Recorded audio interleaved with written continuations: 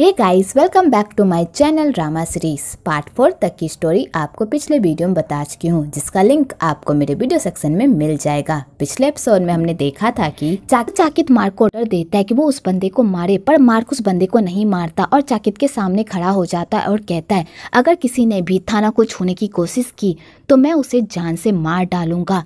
तो चाकित ये बात सुनकर तो पूरी तरह बौखला जाता है। आगे ये बात निक के पास जाती है तो निक ये बात सुनकर तो पूरी तरह आग बबूला हो जाता है। तो मार्क कहता है मुझे नहीं लगता कि इन सब के पीछे थाना का हाथ है।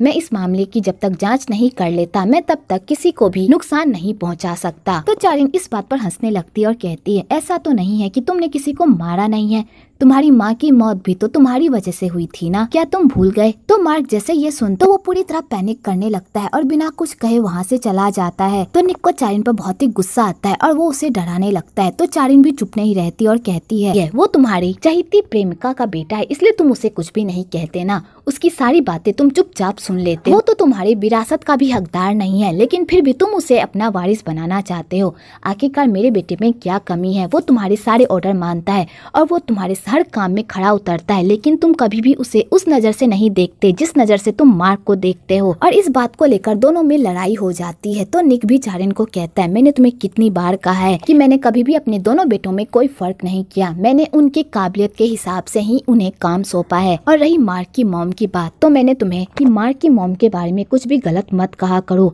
मुझे बिल्कुल भी अच्छा नहीं लगता।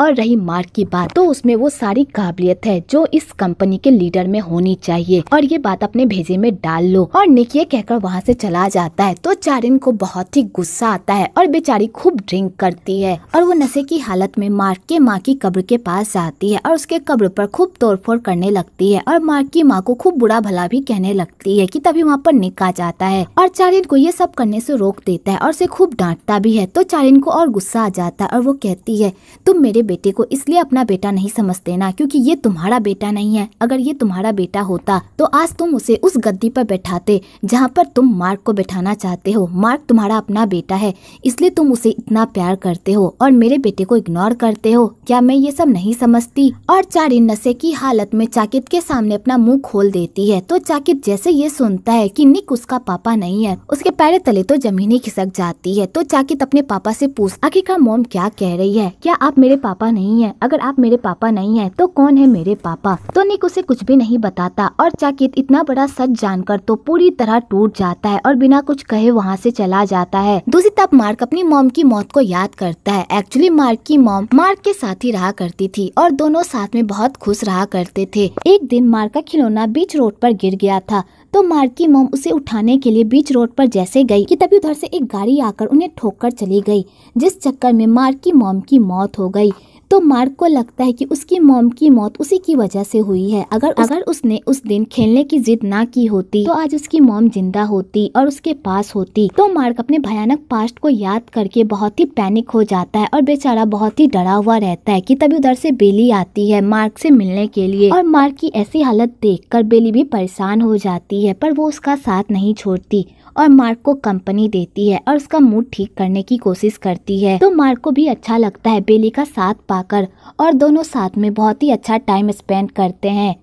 इधर चकित भी उन दोनों को एक साथ देख लेता है तो बेचारा का खून तो पूरी तरह खोल जाता है, क्योंकि चकित को ये बात बर्दाश्त नहीं हो रही होती है कि निक मार्क का बेटा है और वो निक का कोई भी नहीं लगता। तो चकित ठान लेता है चाहे कुछ भी हो जाए वो मार्क की लाइफ को हेल बना कर रहेगा। अगली सुबह जब चारिन का नशा उतरता है और उसे रात के बारे में पता चलता है कि उसने नशे की हालत में क्या क्या कारनामे किए हैं, तो बेचारी ये सब सोचकर तो पूरी तरह शॉक्ड हो जाती है और अपने बेटे को ढूंढने लगती है। तो उसे अपना बेटा बहुत ही अजीब हालत में मिलता है। तो चारिन उसे अपने साथ लेकर जाती है और उसका ख्याल रखती है। आगे जब चकित को होश आता है तो वो अपनी मॉम से पूछता है कि आखिरकार उसका बाप कौन है, पर उसकी मॉम उसे कुछ भी नहीं बताती और कहती है इससे अब कोई फर्क नहीं पड़ता कि तुम्हारा बाप कौन था, अभी सिर्फ ये मायने रखता है कि तुम निक के बेटे हो और तुम्हारे ऊपर निक का हाथ है। इसलिए इन सब में अपना टाइम बर्बाद करना बंद करो कि तुम्हारा बाप कौन था, बस तुम इस पर फोकस करो कि तुम्हें ये कंपनी कैसे हासिल करनी है। और चारिन अपने बेटे को कंपनी हासिल करने का ऑर्डर देती है ताकि वो सबको नीचा दिखा सके और सबसे आगे बढ़ सके। अगले बेली को एक कैफे में नौकरी मिल जाती है, वो भी मार्क की वजह से। और बेली को ये बात पता होती है कि ये नौकरी उसे नाई नोई की वजह से मिली है।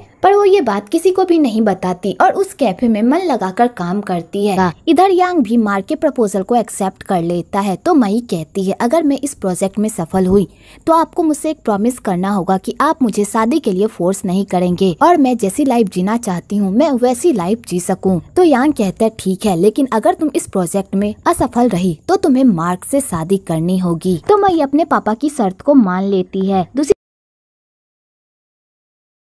आगे मार्क और मई की धीरे धीरे दोस्ती होने लगती है और वो दोनों अच्छे दोस्त बन जाते हैं। आगे मई को पता चल जाता है कि मार्क बेली से बहुत प्यार करता है पर वो अपनी फीलिंग्स छुपा कर रखता है। तो मई एक आइडिया लगाती है और वो मार्क को कहती है मुझे बेली बहुत ही पसंद है, जब से मैं उससे मिली हूँ मैं उसके प्यार में पूरी तरह डूब गई हूँ। तुम तो बेली को बहुत अच्छे से जानते हो ना, क्या तुम अपने भाई की हेल्प करोगे? क्या तुम मुझे उसे पटाने में मेरी हेल्प करोगे? और मई जान जान कर मार्क को बेली को लेकर चिढ़ाने लगती है। तो मार्क को बहुत ही गुस्सा आता है पर वो अपने गुस्से पर कंट्रोल कर लेता है और मई के सामने जाहिर नहीं होने देता कि उसे बहुत ही जलन हो रही है। ये सारी बातें सुनकर आगे मई बेली से मिलने के लिए जाती है।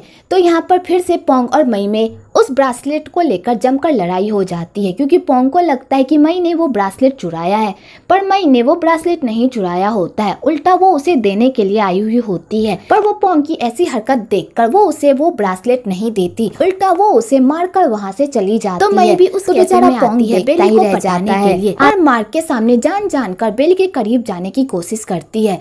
तो मार्क को बहुत ही गुस्सा आता है कि तभी वहाँ पर पोंग भी आ जाता है और मई को ये सारी हरकत करते हुए देख लेता है। तो पोंग को मई पर डाउट होने लगता है पर मई उसके डाउट का कचुम्बर बनाकर बेली के करीब रहती है और बेली भी मई को सपोर्ट करती है और वो पोंग का साथ नहीं देती। आगे चकित बेली को परेशान करने का एक मौका नहीं छोड़ता। तो बेली भी उसका डटकर सामना करती है और कहती है चाहे तुम कितनी भी कोशिश कर लो मैं नाई नोई के खिलाफ नहीं जाऊंगी। नाई नोई मेरा मसीहा है, उसने मेरे लिए बहुत कुछ किया है, अगर वो मेरे सामने नहीं आना चाहता तो शायद उसका कोई रीजन होगा, इसलिए मैं उन्हें परेशान नहीं करूंगी, समझे? तो चकित को ये सब सुनकर तो और गुस्सा आ जाता है। आगे पोंग भी मई को सबक सिखाने से पीछे नहीं हटता और वो उसकी गाड़ी का पीछा करता है और मई से उस ब्रासलेट को लेने की कोशिश करता है पर मई वो उसे ब्रासलेट देती ही नहीं।